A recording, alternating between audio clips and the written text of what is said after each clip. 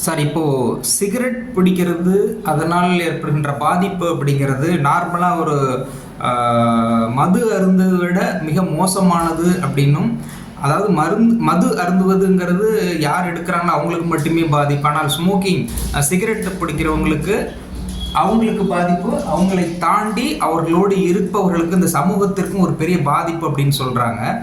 ஆனால் இப்போ சிகரெட் பிடிக்கிறவங்களை கேட்டாக்க அது ஒரு ஸ்டைலிஷாக இருக்குது, அது ஃப்ரெண்ட்ஷிப்போட பேசும்போது ரொம்ப ரிலாக்ஸாக இருக்குது. இப்போது எப்போயாவது ஸ்ட்ரெஸ்ஸாக இருக்குது, ப்ராப்ளமாக இருக்குது அப்படின்னா சிகரெட் ஸ்மோக்கிங் பண்ணும்பொழுது ரிலாக்ஸாக ஃபீல் பண்ணுறோம் அப்படிங்கிற மாதிரியான கருத்துக்கள் தெரிவிக்கிறாங்க. உண்மையில் சிகரெட் பிடிப்பதால் மைண்ட் ரிலாக்ஸ் ஆகுமா? இதுக்கு உங்களுடைய பதில் என்ன டாக்டர்? தமிழில் ஒரு கொலக்கியில் ஒரு பழமொழி சொல்லுவாங்க, இந்த சைடில் ஆட மாட்டாத மேடை சரியில்லைன்னு சொன்னாங்க. இவளுக்கு ஆட தெரியாது, எனக்கு ஆட தெரியாதுன்னு ஓப்பனாக சொல்ல முடியாது, அது சொல்கிறதுல கௌரவம். அதனால் மேடை சரியில்லை, அதனால் என்னால் ஆட முடியல, மேடம் தானே நல்லா ஆடிருக்கேன் அப்படின்னு. ஆட தெரியாதவங்க மேடை சரியில்லை எனக்கு. இதுதான், அதாவது சிகரெட்டுன்றது நீங்கள் சொல்கிற மாதிரி அவர் சாப்பிட்றதோடு இல்லாமல் சுற்றுப்புற சூழ்நிலைக்கும் சுற்றிக்கிறவங்களுக்கும் நோயை பரப்புறார், நோயை உருவாக்குறார். அதுதான் உண்மை. ஸ்ட்ரெஸ்ஸு போயிடுது, இதனால் எனக்கு ஸ்ட்ரெஸ்ஸு போயிடுது அப்படின்னு சொல்லி இவங்க ஒரு மிஸ்கான்செப்ட்னு வச்சுருக்கிறாங்க. எனக்கு ரொம்ப ஸ்ட்ரெஸ்ஸாக இருக்குது, எனக்கு ரொம்ப டென்ஷனாக இருக்குது, அதனால நான் சிகரெட் பிடிக்கிறேன். இது சிகரெட் குடிக்கிறவங்க அதை சரின்னு ப்ரூவ் பண்ணுறதுக்காகவும், அதை நியாயப்படுத்துறதுக்காகவும், ஜஸ்டிஃபை பண்ணுறதுக்காகவும் சொல்லக்கூடிய ஒரு சமாதானம் தான் இது. சிகரெட் பிடிச்சா ஸ்ட்ரெஸ்ஸு குறையுது அப்படின்னா, சிகரெட் பிடிச்சிட்டு இருக்காங்க இல்லையா, ஸ்ட்ரெஸ் எப்பவுமேவா இருக்கும்? ஸ்ட்ரெஸ் எப்பவுமேவா இருக்கும்? அப்போது ஸ்ட்ரெஸ்ஸு குறையுது அப்படின்னு சொல்லி சொன்னால், அப்போது சிகரெட் பிடிக்கிறவங்க எல்லாமே ரொம்ப ஆரோக்கியமாக எந்த டிசீஸும் இல்லாமல் ரொம்ப இதுவாக இருக்க முடியுமா? இருக்கிறாங்களா? இல்லையே.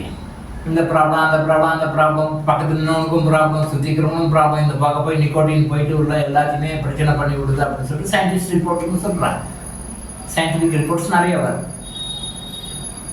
முழுக்க முழுக்க தவறான கருத்து. சிகரெட் குடிக்கிறதுனால ஸ்ட்ரெஸ்ஸு போகாது, நோய் தான் வரும். சிகரெட் பிடிக்கிறதுனால, ஆல்கஹால் எடுத்துக்கிறதுனால, மற்ற இதர டைப் ஆஃப் நிறைய போதைப்பொருள்லாம் நிறைய எடுத்துக்கிறதுனால இவங்க சொல்கிற சமாதானம் ஸ்ட்ரெஸ்ஸு போகுது, அதுக்காக எடுக்கிறோம். ஈவன் காஃபி டீ குடிக்கிறது கூட, எனக்கு ரொம்ப ஸ்ட்ரெஸ்ஸாக இருக்கா நான் டீ குடிக்கிறேன், எனக்கு ஸ்ட்ரெஸ்ஸாக இருக்குது காஃபி குடிக்கிறேன் அப்படின்னு சொல்லிட்டு.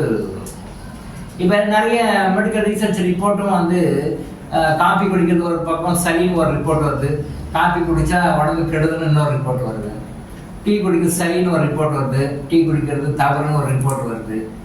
ஆராய்ச்சி பண்ணுறாங்க, இவனும் ஆராய்ச்சி பண்ணி தான் சொல்கிறாங்க, அவனும் ஆராய்ச்சி பண்ணி எதை எடுத்துக்குவான்? ஒரு சாதாரண மனிதன் எதை எடுத்துக்குவான்? காஃபி குடித்தால் கெடுதல் அப்படின்னு ஒரு ரிப்போர்ட் ஆராய்ச்சி பண்ணி ஒரு ரிப்போர்ட் கொடுத்து, சயின்டிஃபிக் ரிப்போர்ட். காஃபியே குடிக்கக்கூடாது, குடிச்சா பிரச்சனை வருதுன்னு ஒரு ரிப்போர்ட். இப்போ நீங்கள் ஒரு சாதாரண மனிதன் எதை எடுத்து ஃபாலோ பண்ணுவான்? கன்ஃபியூஸ் ஆகிடாது. இது இப்படி பண்ணுறதா இப்படி பண்ணுறது. காஃபி குடிக்கிறதுக்கும் சரி, டீ குடிக்கிறதுக்கும் சரி, லிக்கர்ஸ் யூஸ் பண்ணுறதுக்கும் சரி, இந்த மாதிரி போதைப் பொருள்லாம் யூஸ் பண்ணுறதுக்கும், ட்ரக்ஸ் யூஸ் பண்ணுறதுக்கும் சரி, சிகரெட் யூஸ் பண்ணுறதுக்கும் சரி, எல்லாத்துக்கும் கூட சொல்கிறாங்க. இது எல்லாமே ஸ்ட்ரெஸ்ஸு போகிற மாதிரி உங்களுக்கு தெரியும், ஒழிய ஸ்ட்ரெஸ்ஸு போகாது. ஸ்ட்ரெஸ்ஸு போகிற மாதிரி, அந்த டென்ஷன் போகிற மாதிரி, ரிலீஃப் ஆகிற மாதிரி உங்களுக்கு காணொலி மாதிரி, அப்படி இன்ட்யூஷன், அவ்வளோதான். ஒரு காணொலி மாதிரி அப்படி போகிற மாதிரி தெரியும், போகாது, 100% போகாது. ஸ்ட்ரெஸ்ஸு போகணும்னு நீங்கள் என்ன பண்ணணும்னா மெடிடேஷன் தான் பண்ணணும். நீங்கள் மெடிடேஷன் பண்ணி பாருங்கள், ஸ்ட்ரெஸ் ஆட்டோமேட்டிக்காக போய் செலவே இல்லை. இந்த மெடிடேஷன் பண்ணுறதுனால உங்களுக்கு உடம்புக்கும் நல்லது, மனசுக்கும் நல்லது, ஆரோக்கியமும் கிடைக்கும், செலவும் கிடையாது. இது போய் காம்ப்ளிகேட் ஆகி வெவ்வேறு பிரச்சனைகளும் வராது. தொடர்ந்து சிகரெட் பிடிக்கும், லங்ஸ் கேன்சர் வருது அப்படின்றாங்க. தொடர்ந்து ஒரு மெடிடேஷன் பண்ணால் லங்ஸ் கேன்சர் வருமா? கேள்விப்பட்டிருக்கீங்களா? இருக்கிற நோய் போகும். தொடர்ந்து காஃபியோ டீயோ குடித்தா குடல்ல அல்சர் வருது, இது பின்னாடி கேன்சராக மாறுதுன்னு சொல்லுவாங்க. தொடர்ந்து மெடிடேஷன் பண்ணால் இவருக்கு அல்சர் வந்துருச்சு, இவருக்கு கேன்சர் வந்துச்சுன்னு சொல்ல முடியுமா? யாராவது சொல்லியிருக்காங்களா? கிடையாது. ஸோ உண்மையான தீர்வு என்னன்ற அதை விட்டுட்டு நாங்களே ஒரு இமேஜின் பண்ணி இப்படி இருந்தால் கரெக்டு நம்ம தப்பாக நம்ம போயிட்டுருக்கோம். ஸோ தயவு செய்து சரியாக புரிஞ்சுக்கோங்க.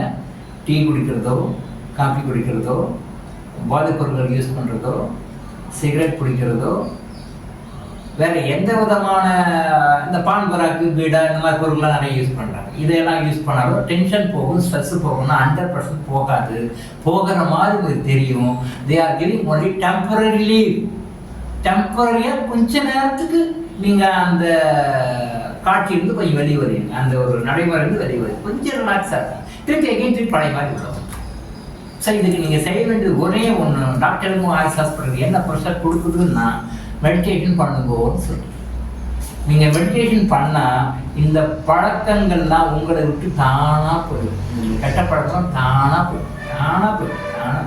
டென்ஷன் போயிடும், எமோஷன் போயிடும், உங்கள் உடம்புல இருக்கிற அந்த டாக்ஸின்ஸ் எல்லாம் போயிடும். நீங்கள் உள்ளே இருக்கிற அக்குமுலேட் பண்ண டாக்ஸின்ஸ் எல்லாம் டோட்டலாக வெளியே வரும். நீங்கள் சிகரெட் பிடிக்கிறீங்க, நிற்கிறீங்க, பட் ஏற்கனவே உள்ளே போன டாக்ஸின் உள்ளே இருக்குன்னா அந்த டாக்ஸின் எப்படி வெளியே எடுப்பீங்க? இப்போ ஓகே ரைட். இதுக்கு முன்னாடி வருஷக்கணக்கில் பிடிச்சதெல்லாம் லன்ஸில் அப்படியே புகை மாதிரி பிடிச்சிட்டு இருக்கணும் இல்லையா? உள்ளே இருக்கிற காற்று எங்கே போகும்? உள்ளே இருக்கிற புகை எங்கே போகும்? உள்ளே எல்லாமே டாக்ஸினாக தான் இருக்கும். நீங்கள் உள்ளே எடுத்து மைக்ரோஸ்கோப்பில் உள்ளே எடுத்து பாருங்க, அப்படி உள்ள கறி படிஞ்ச மாதிரி இருக்குமே உள்ள. ஸோ இந்த மாதிரியான விஷயங்கள் எதுவுமே உங்களுக்கு முழுமையான நிரந்தரமான தீர்வை தராது. மெடிடேஷன், தியானம் மட்டும்தான், அதுவும் கிறிஸ்டல் தியானம் மட்டும்தான் உங்களுக்கு இந்த மாதிரி விஷயங்கள் இருந்து முழுவதுமாக வெளியே கொண்டு வந்து அந்த ஸ்ட்ரெஸ்ஸு மற்ற நெகட்டிவ் எலிமெண்ட்ஸு எல்லாத்தையுமே போக்கும். அதுதான் சரியான முறைன்னு சொல்லலாம். முறையாக நீங்கள் செய்யணும் தியானம் தான்.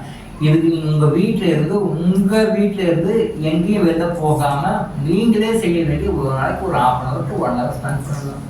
ஆரோக்கியமும் கிடைக்கும், வைத்திய செலவு கிடையாது, டென்ஷனும் வராது, ஸ்ட்ரெஸ்ஸும் வராது. அப்படியே டென்ஷன் ஸ்ட்ரெஸ் வந்தாலும் எப்படி டேக்கிள் பண்ணி அதை கிளியர் பண்ணணுன்ற வே உங்களுக்கு தெரியும்.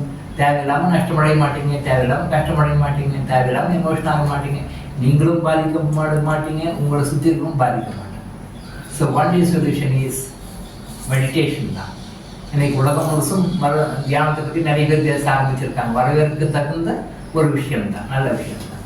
ஸோ தியானம்தான் உங்களுக்கு இதில் தெளிவான நன்மைகளை தருமே ஒழிய இந்த மாதிரி போதை வஸ்துக்கள் உங்களுக்கு எப்பயுமே எந்த விதமான ஒரு நிரந்தர தீர்வை கொடுக்காதுன்னு மைண்ட் வச்சுக்கோங்க.